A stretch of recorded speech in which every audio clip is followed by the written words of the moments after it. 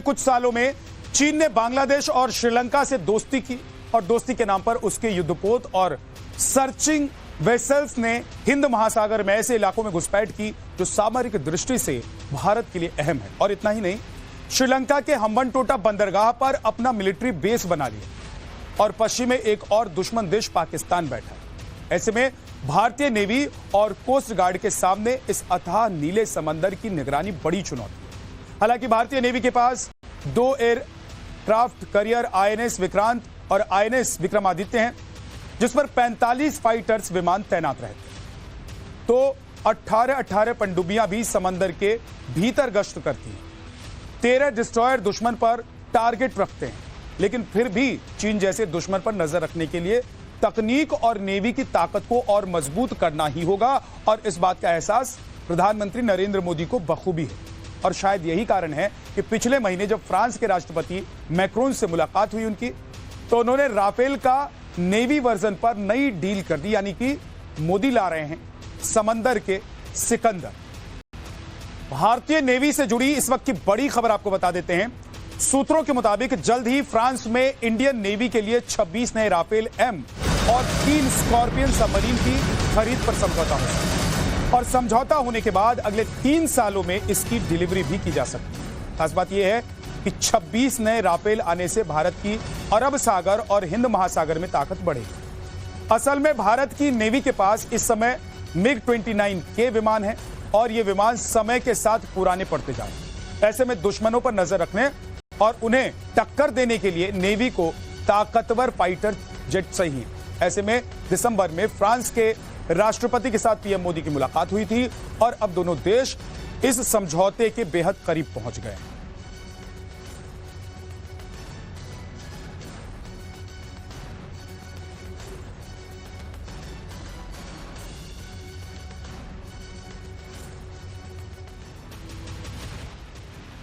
दरअसल इस डील को धरातल पर लाने के लिए प्रधानमंत्री नरेंद्र मोदी और फ्रांस के राष्ट्रपति मैक्रोन की एक अहम बैठक हुई थी। पिछले महीने दोनों नेताओं की एक मुलाकात हुई थी, जिस पर समझौते पर सहमति बन गई। इसके बाद तय हुआ कि फ्रांस के साथ करीब 50,000 करोड़ का यह सौदा होगा। इस समझौते के तहत 22 राफेल जेट फाइटर्स की भारत खरीद करेगा और 4 double seater Rafale trainee aircraft Bharat को मिलेंगे।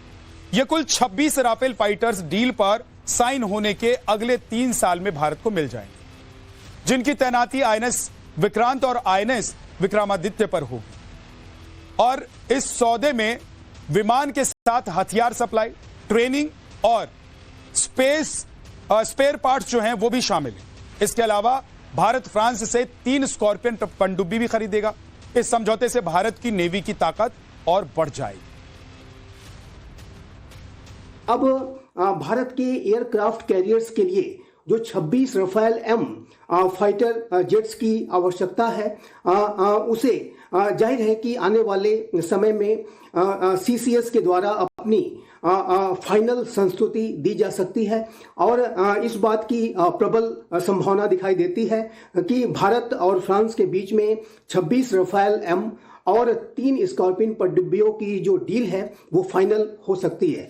और ये निसंदेह भारत की नौसेना की शक्ति को भी बढ़ाएगा। और ये जो राफेल एम फाइटर जेट्स हैं ये भारत के एयरक्राफ्ट कैरियर्स पर इस्तेमाल किए जाएंगे और स्कॉर्पियन जो पनडुब्बी है वो भी भारत के नौसेना के जखीरे को और अधिक सशक्त और मजबूत करेगा। और जाहिर है कि भारत और फ्रांस के बीच में जो रणनीतिक साझेदारी है उसमें जो डिफेंस का जो कोऑपरेशन है वो लगातार गहरा और सशक्त हो रहा है। भारत और फ्रांस अब न सिर्फ बायर और सेलर के रिलेशनशिप को रख रहे हैं, बल्कि मेक इन इंडिया के तहत भारत के अंदर ही अनेक फ्रांस के डिफेंस इक्विपमेंट्स बन रहे हैं। भारत और फ्रांस अब रक्षा के क्षेत्र में को प्रोडक्शन और को डेवलपमेंट पर भी कार्य कर रहे हैं। दोनों ही देश अधिक से अधिक एडवांस्ड टेक्नोलॉजीज को साझा रिसर्च एंड डेवलपमेंट के माध्यम से भी डेवलप करने की मंशा रखते हैं। भारत की एयरफोर्स के पास 36 राफेल फाइटर्स जेट पहले से ही हैं और बेहतरीन परफॉर्मेंस भी दे रहे हैं। और शायद यही कारण है कि नेवी ने भी राफेल के नेवी वर्जन पर भरोसा किया है। राफेल एम की बात करते हैं।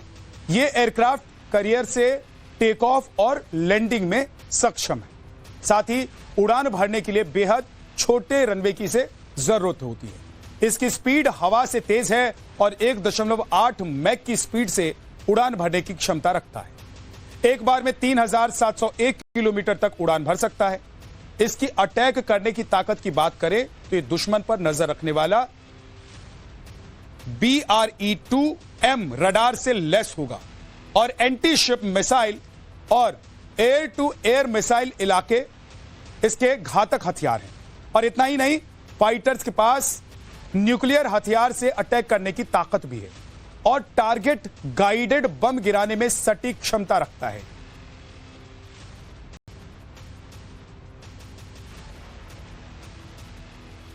और ये निसंदेह भारत और फ्रांस की जो रणनीतिक साझेदारी को और ओवरऑल जो भारत और फ्रांस का जो कोलैबोरेशन है उसको सशक्त और मजबूत बनाने जा रहा है। भारत और फ्रांस के बीच में जो रक्षा का ये जो सहयोग बढ़ा है उससे भारत और फ्रांस के जो द्विपक्षीय संबंधों में बहुत गहराई आई है। फ्रांस को भी इसका लाभ मिला है। जाहिर है कि फ्रांस को एक बड़ा डिफेंस ट्रेड के माध्यम से उसको लाभ मिला है और भारत जैसे एक महत्वपूर्ण राष्ट्र के साथ उसकी रणनीतिक साझेदारी मजबूत होने से फ्रांस की जो इंडो पैसिफिक स्ट्रेटजी है उसको भी इम्प्लीमेंट करने में उसे मदद मिलेगी। और भारत और फ्रांस के बीच का ये जो रक्षा का सहयोग है ये भारत के एडवर्सरीज चाइना और पाकिस्तान जैसे राष्ट्रों को लगाम में रखेगा, उनको दबाव में रखेगा, ये स्पष्ट रूप से दिखाई देता है। अब सवाल यह है कि आखिर नेवी को तुरंत अपनी ताकत बढ़ाने की जरूरत क्यों पड़ी है? तो इस सवाल का जवाब है कि नेवी लंबे समय से अपनी एयर फ्लीट बढ़ाने की मांग कर रहा था। लेकिन क्यों? क्योंकि नेवी के पास हिंद महासागर से अरब सागर तक निगरानी की जिम्मेदारी और हिंद महासागर में पिछले कुछ सालों से चीन की दखल बढ़ रही है। चीन के युद्धपोत और वेसल्स इस इलाके में एक्टिव हो गए हैं। इसके अलावा दुश्मन देश पाकिस्तानी नेवी की निगरानी भी जरूरी हो गई है और भारत की नेवी के पास MiG-29K के करीब 45 विमान हैं, लेकिन MiG-29K अब पुरानी पीढ़ी के विमान हो गए और 4.5 जनरेशन के फाइटर्स की जरूरत है। भारत के फाइटर्स के लिए जो इंजन बन रहा है उसमें देरी हो रही है और अगले 3 साल में नेवी की फ्लीट बढ़ाना बेहद जरूरी हो गया है।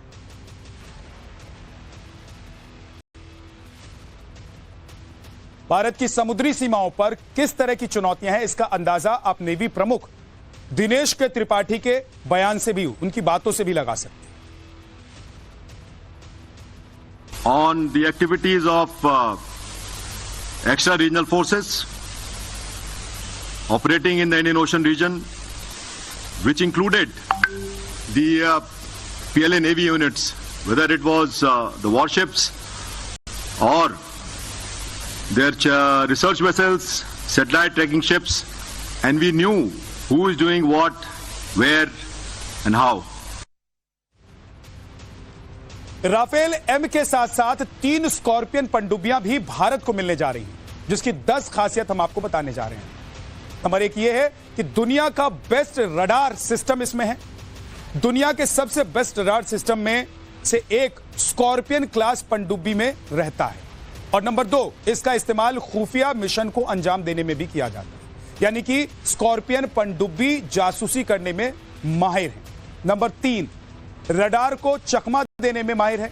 स्कॉर्पियन सबमरीन को समंदर का सिकंदर इसलिए भी कहा जाता है क्योंकि अत्याधुनिक सुविधाओं से लैस ये पनडुब्बी रडार को चकमा देने में माहिर है।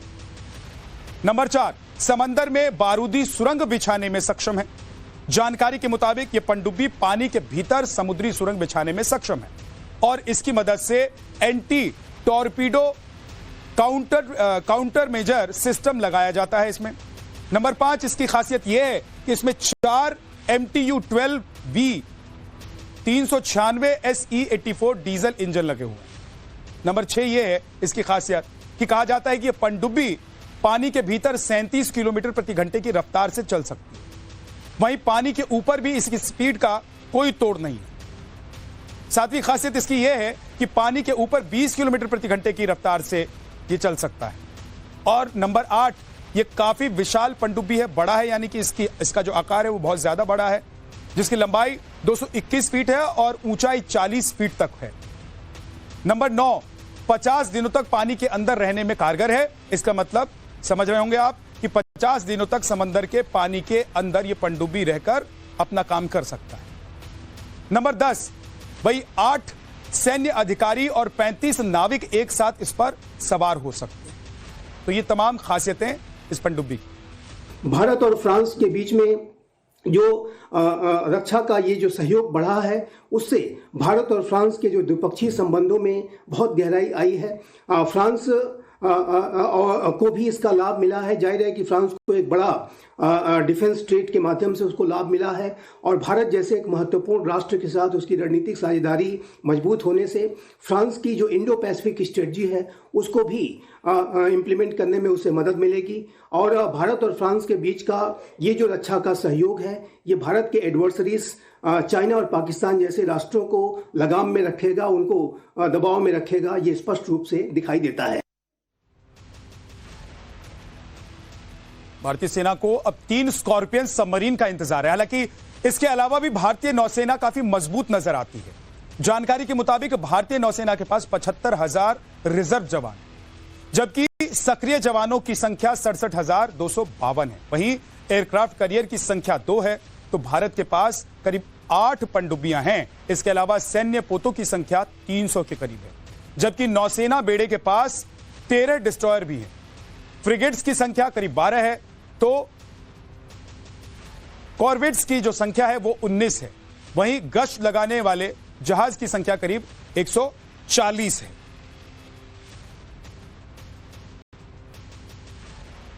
तो आप देख रहे हैं कि नौसेना की ताकत पहले से कम नहीं है, लेकिन इस ताकत को और बढ़ाने की कोशिश हो रही है। और यह कोशिश इसलिए हो रही है ताकि जो हमारे पड़ोसी मुल्क हैं, जो साजिश रचते रहते हैं, जो हर वक्त हम पर निगरानी रखते हैं, उन पर भी हम हर वक्त निगरानी रख सकें और जरूरत पड़ने पर मुंहतोड़ जवाब दे सकें। भारत उन चुनिंदा देशों की लिस्ट में भी शुमार है जिनके पास परमाणु से लैस 1-2 नहीं 3-3 पनडुब्बियां हैं। भारत के पास INS अरिहंत है, जो कि जुलाई 2009 में लॉन्च किया गया था। यह 700 किलोमीटर तक टारगेट को हिट कर सकती है। इसके अलावा भारत के पास INS अरिघात भी है, जो 2017 में शामिल हुई थी। यह भी 700 किलोमीटर तक टारगेट पर वार कर सकती है। भारत के पास तीसरी परमाणु सबमरीन है, जिसका नाम है S4। S4 की लॉन्चिंग नवंबर 2021 में हुई थी। इसका भी टारगेट रेंज INS अरिहंत और INS अरिघात जितना ही है।